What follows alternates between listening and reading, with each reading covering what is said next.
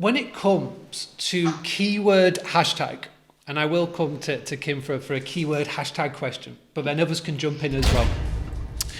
Now, do you have a specific tactic? Because keywords, we all assume, is just Instagram, or we just assume it's Twitter. But actually now, all of the channels are bringing keywords in to their general sphere.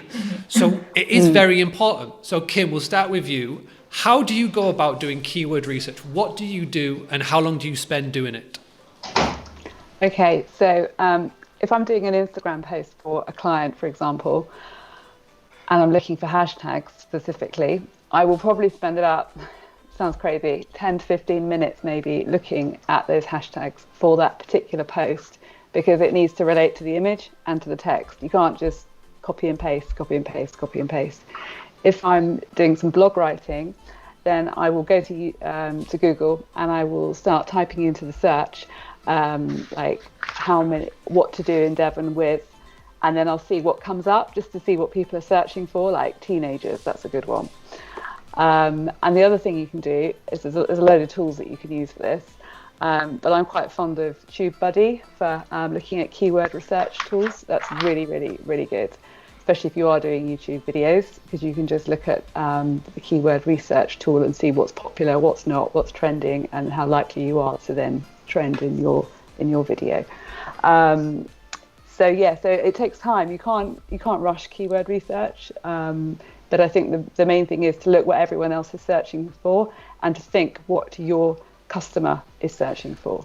So if there are people that are watching this or listening to this and thinking, oh, that sounds like a bit of a chore, the cool thing about this episode is that you've got 4 experts that are looking right at the screen right now that you could reach out to on a one-on-one basis and maybe hire to do some keyword research for and with you. So please do go and follow everybody. The link, the shout out there, because the sound went a little bit muffled, was TubeBuddy, TubeBuddy. Do you adopt a similar style when it comes to keyword research, or have you got another gem that you could potentially throw in there, please? Yes, although I probably wouldn't spend 15 minutes on every post, so now I feel like I need to. So I'll take my hat off to you, Kim. Sorry about that. No, it's okay. What I do for my clients on a regular basis, though, is I do spend quite a bit of time looking at their competitors and seeing what keywords and hashtags they are using. Obviously, they're not always the right ones, but you can kind of obviously gauge to see what kind of results they are getting. So one of the first things I do when I pick up a new client is do that kind of thing. There's also, as well as the great tools that Kim mentioned, I also use for questions something called Answer the Public. I don't know if you've seen that. But that's a really great tool as well. It will give you lots of different questions that are similar to something that you pop into the search engine. And it's probably a little bit more useful for blogs like Kim has mentioned, but it does also help to see the sort of questions across the internet that are asked about a specific subject. So then you can maybe talk about those things on your social media. Yeah, I love that you have mentioned that website. I was literally doing a bit of content around content creation, and that was one of the places that I mentioned. So thank you so much for mentioning that. Okay, let's go to Craig. Sue, I'm afraid you're going to be last on this one. Yeah. So like Kim, I also use TubeBuddy. Even the free version, very good to give you some keywords in there. I also use YouTube, and what I try to do, I put in my phrase and then I look at what's a similar word that means the same thing. So you use an alternative word that has a similar meaning. So, different people might be putting something similar in, and then obviously you're looking at the search results, you're looking at what's coming up in the drop down in the search bar, or completing the search and look what comes up at the very bottom, and there are different searches down there because it says people also search for, and that gives you some good research there. And then also I just look at what other local businesses are using in the area. So I've got clients in areas where I don't live, so I don't perhaps know about the region or about the geography. So I look at what the other businesses are using and what the other businesses are using in that area, and see if they're relevant to the business I'm working for.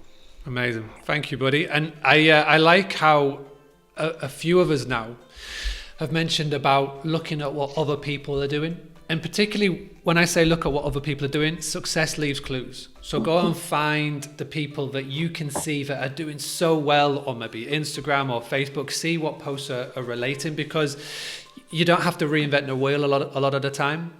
What is really important, you don't copy word for word, but you take inspiration from it. And again, success leaves clues. And that is literally what I did at the Granary when we were growing our social media.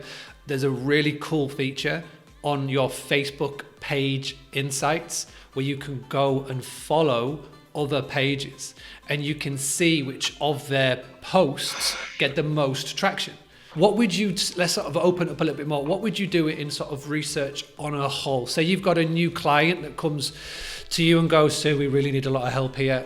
What do you use? I can see you've got Yoast in the background as one of the lovely little things. Yeah, all my little words. Yeah, so a lot of the other tools that the other guys have mentioned, but certainly when I put together a social media strategy for a client, the first thing I do is what I call my competitor analysis. And that is literally, like we've all said, going out and seeing exactly what the client believes are their competitors and how they're managing on social media. As you've said, I think knowledge is power. How can we possibly really counter an argument or counter our campaign against another business if we have no idea how they are actually performing? And it's pulling those strengths, those weaknesses, those opportunities and the threats all together from what you can see that your competitors are putting out there. So that's usually like a big chunk of work that I like to get started with. On the sort of keyword and sort of hashtag research, again, I'd like to say I'd spend 15 minutes every post, but I try and do a lot of that at the beginning as part of the strategy to create what I would call hashtag collections. So it's like a series of maybe 10 to 20 hashtags around certain themes or campaign areas that I want to look at, and then I will search those hashtags and bring those into the collections so that I've got a nice selection of a couple of big ones, a couple of middle ones, but then more specific ones like Kim mentioned that are really going to sort of drill down the detail of where what you want to be found for. Prior to, I think, blame it on the American election, the related hashtags element within Instagram was a great tool, and you could do a lot of that organically. That tool at the moment has been taken away. I understand it's coming back, but I think we'll have to wait a little while. So I've actually gone over to use another tool called Flick, which basically allows me to develop these collections by putting in keywords and then developing 10 to 20, 30 collections of different hashtags around certain themes. And again, those are measured in the hierarchy. So I'm looking at larger ones, smaller ones, and sort of medium-sized ones. So I find that bringing all of that together, bringing all that into the strategy, I've then got, again, a good tool that Craig mentioned, because I've got all of those hashtags in place, putting all of those into my phone, into notes, so I've always got them there. Or I've been able to just pull them from Flick and copy them across into Hootsuite, which is what I would tend to do. And mixing them up. Don't get stale with your hashtags. Don't use the same 30 in the same order, post after post after post. Really try and mix them up and try and bring in, obviously for where I'm based, I always use hashtag Stokesley because that's where I want to be found. So I always make sure that somewhere in that 30, if it's for my business, that one is mentioned and added in there. Just mentioning quickly about, you said about using Facebook. Obviously the Facebook business pages are changing. They've actually given back to us, which is lovely, the dedicated news feed, because it disappeared for a while. It's now come back and it's now been put in a more prominent place. And again, that's a great way of working and seeing what else is going on out there. And also a top tip is to look at the page transparency tab on Facebook business pages, because again, you can go down into that and find out what similar types of businesses are doing on the advertising side, which again will give you information to plan your own campaign. That is a really good tip, and I'm really glad you mentioned it, because again, so many people don't realize that it's there. Now, this is being episode 1 of season 11 of the Boostly podcast. And if you've enjoyed it, I would love for you to let me know. I crave your feedback on this. If this is something that you want me to do more of, then please let me know. Post it in the comments below.